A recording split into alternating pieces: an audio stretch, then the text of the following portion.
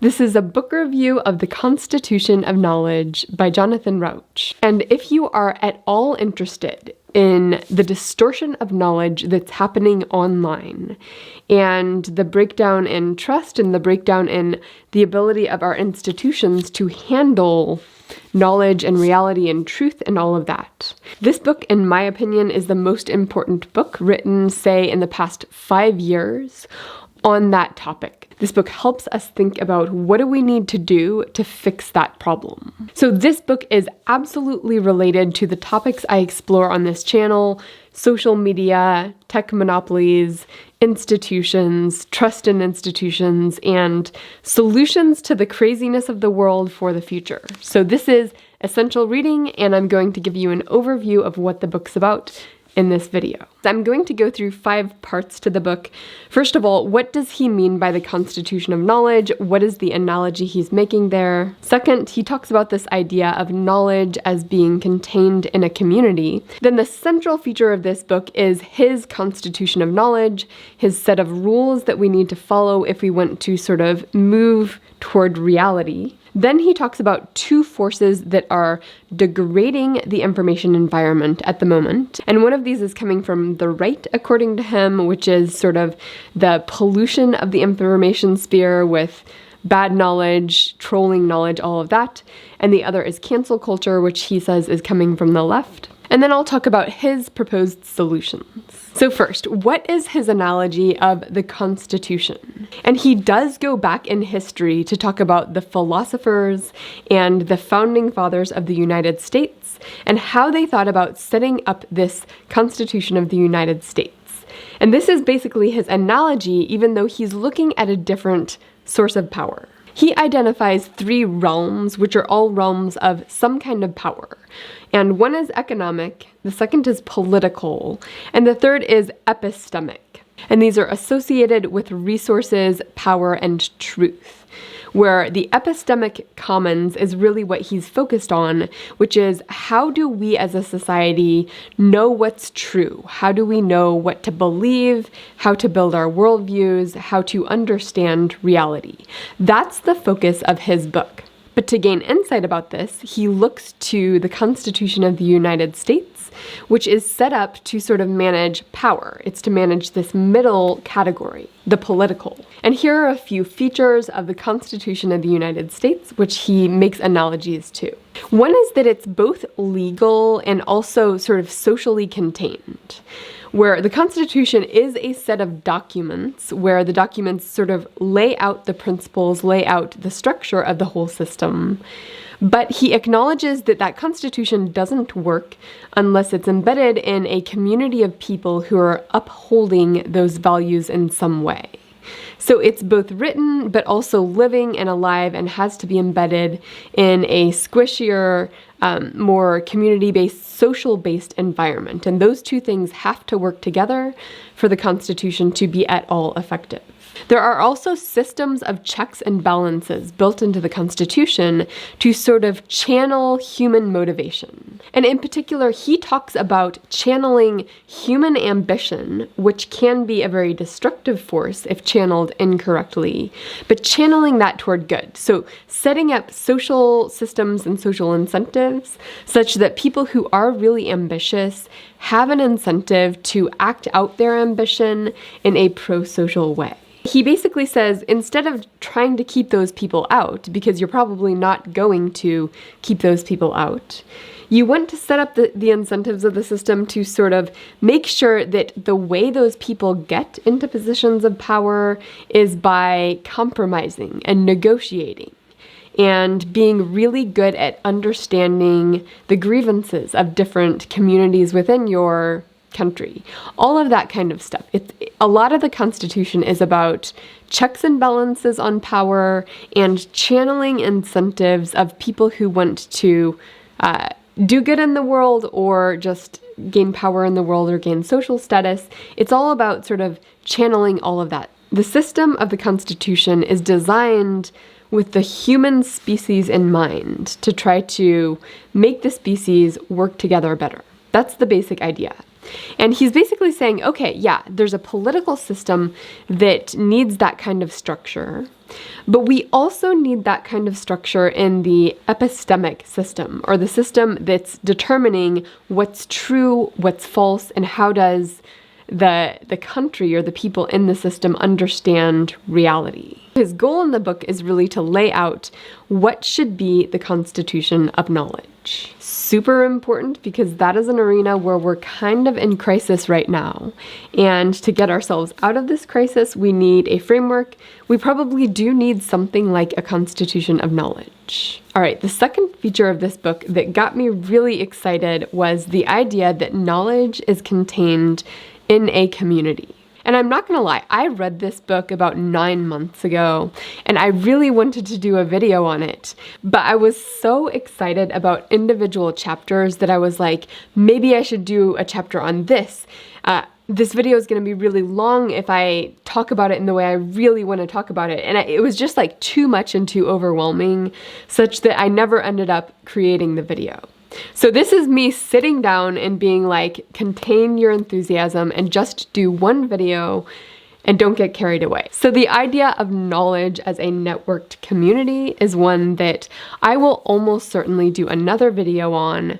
And actually I'll pull from a few different sources, because there's a number of people who are talking about this and it'd be interesting to compare and contrast. But let me calm down for now and just give you the basics from Jonathan Rauch's book. And this is the idea that knowledge is too big for a single individual to actually understand and know everything at once, which is kind of obvious if you think about it. But because of that, people tend to build their own little expertise and then have pathways they know to people who know more about other things.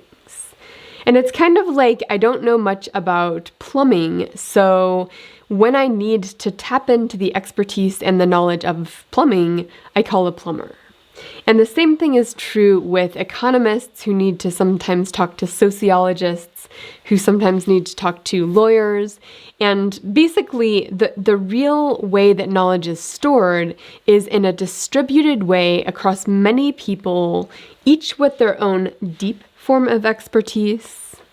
But deep form of expertise is not sufficient. You also need to have connections so that when you need to tap into a source of expertise that you don't have, you know who to find.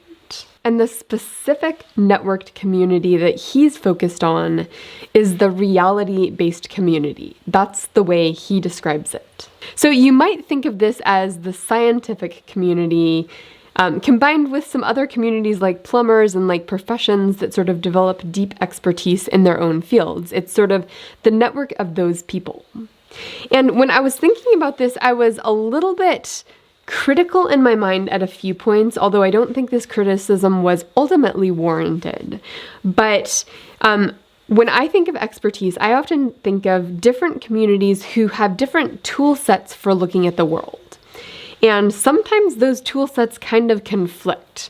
Like if you look at the humanities and some of the sciences, there are moments where the ways those different communities look at the world will prioritize different things to the point of you can't prioritize both at once. And so there's conflicts between communities, but does that mean that they're not part of the same community? And I think the answer is no. This kind of goes along with the blind men and the elephant analogy, where each one is sort of describing a different part of the elephant in their own way, and they don't always go together, and they might even conflict, but they're still trying to describe reality. So I think I'm on board with there being a single knowledge-based community with very diverse ways of approaching knowledge about that reality. All right, that's all I will allow myself to say about that chapter. Now, the third piece of this is really the center point of the book, I think, and that is, what is the constitution of knowledge? What are the rules that need to be in place for a system of understanding reality to actually function? And he has two rules. The first is the fallibist rule, which sounds kind of profane, but all it really means is that nobody gets the final say. There's no one person who can just say, no, this is how reality is, nobody can challenge me. each person is fallible and therefore does not deserve to embody that role of the person who gets the final say. And sort of embedded in his discussion of this is the idea that science can disprove things, but it cannot prove things, which is one of the basic foundational rules of science is that you can definitely prove something is not true, but if you think something's true, you can only get closer and closer and closer to that by eliminating possibilities that would falsify it. And therefore, you sort of asymptote toward the truth, but you never actually get there. And sometimes we think we know what's going on, and some big revelation comes along and disproves it, and science has to deal with that disruption. His second main rule is the empirical rule. And this says that nobody has personal authority. And that means that the methods you use to make a claim and to check a claim and to verify its truth or untruth or whether or not it's valid, all of those methods need to be methods that other people can use, not just one individual, not just one type of individual. In other words, there needs to be a community of people verifying and falsifying and doing the work of building the reality-based community. He also lays out some common cores, which are basically like community values that the community aims to uphold.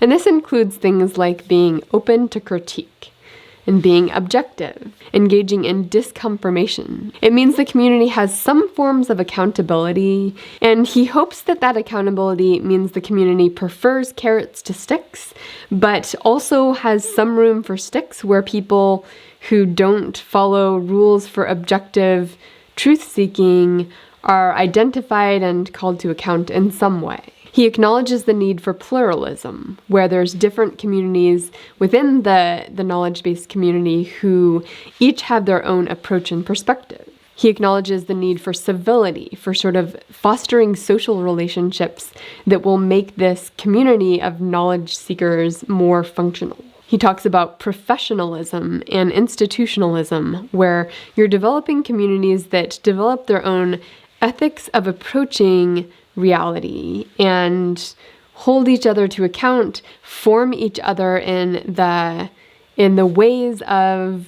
thinking and the ways of acting that serve that particular tool set for looking at reality.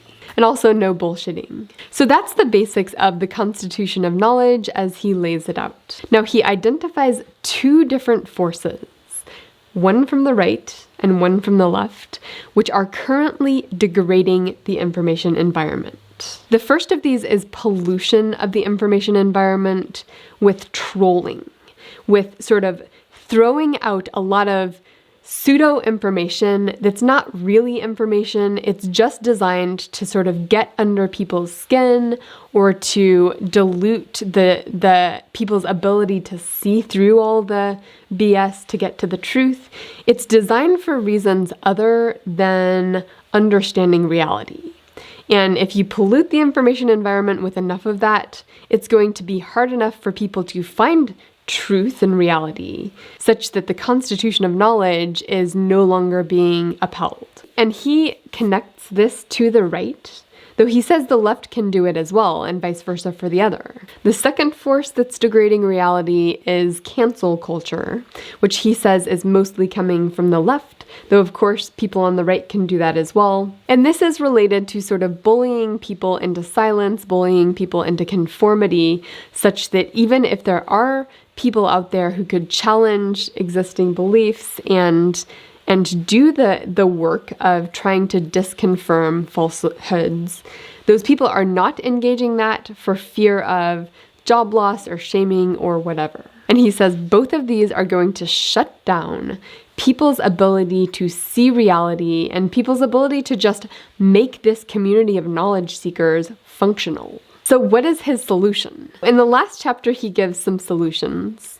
And I will say, having a constitution of knowledge and articulating that and making that known in the community, like the whole of the book, I think is the solution.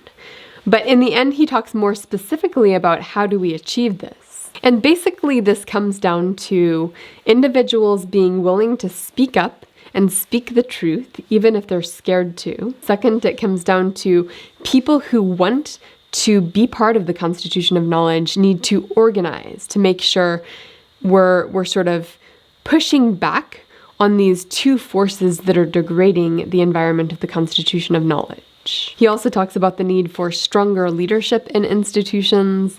And of course, those leaders need to be able to speak up and to uphold the values of the Constitution of Knowledge. And he talks a little bit about institutional reform, such as laws for protecting whistleblowers and other just legal ways to push back against these forces degrading the information sphere. That's a summary of the book. You really should read the whole thing because there's so much in there.